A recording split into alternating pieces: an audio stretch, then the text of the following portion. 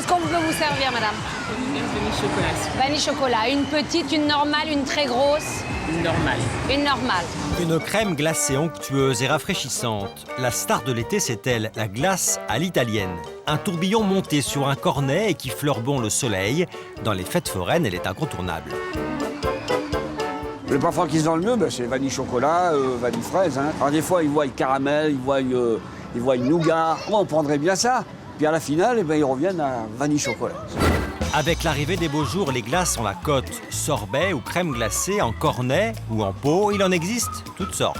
Mais celle qui a la meilleure réputation, c'est bien la glace à l'italienne.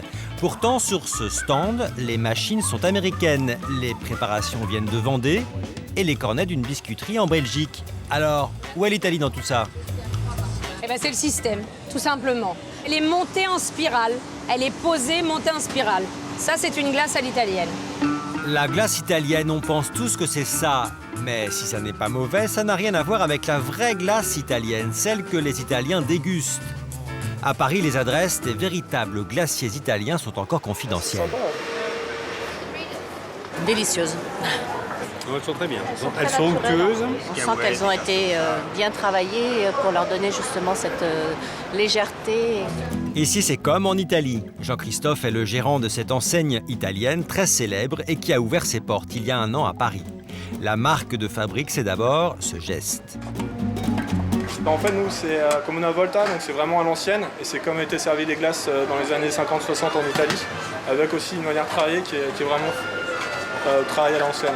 Donc là, en fait, il est en train de baratzer la glace. Donc là, il la réchauffe pour vraiment avoir une glace qui n'est pas trop froide et avoir en fait le maximum de saveur.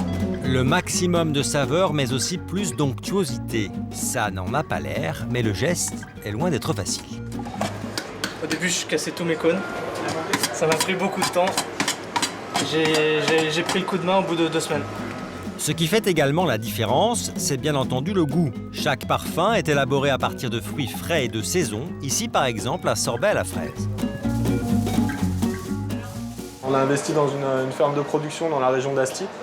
Et donc là, sur ce fruit-là, on est producteur. Et après, sur d'autres fruits, on va travailler avec des petits exploitants. Donc on n'a pas de sirop chez nous. On a vraiment le fruit avec de l'eau. Et puis après, il y a des petits secrets de fabrication, mais voilà.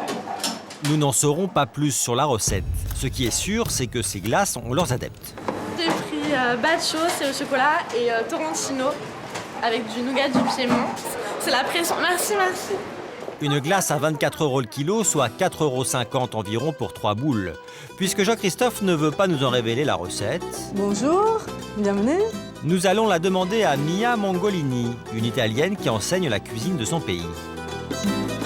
La glace, ça fait absolument partie de la gastronomie italienne parce que tous les Italiens, après le repas, surtout en été, quand il fait chaud, ils finissent avec une glace qui est aussi un petit peu digestive. Mia initie son ami Mehdi au secret de la glace italienne. C'est plus gourmand, c'est plus onctueux, c'est plus riche, c'est peut-être pour moi plus un plaisir de manger une glace italienne. C'est un plaisir pour un gourmand tout simplement, quoi, voilà. Dès le début, on comprend que la recette n'est pas vraiment en régime. Donc je mets 2 œufs. Des œufs dont on ne prend que les jaunes, mais aussi du sucre, du lait et de la crème. Il y a des glaces qui sont faites avec le lait de soja ou avec le lait de riz.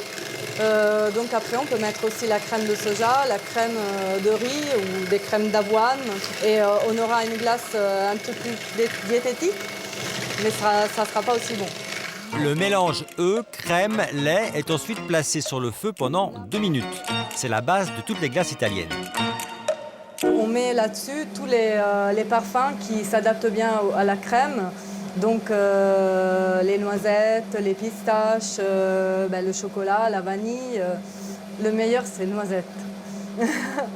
Mia a choisi le cacao pour faire une glace au chocolat.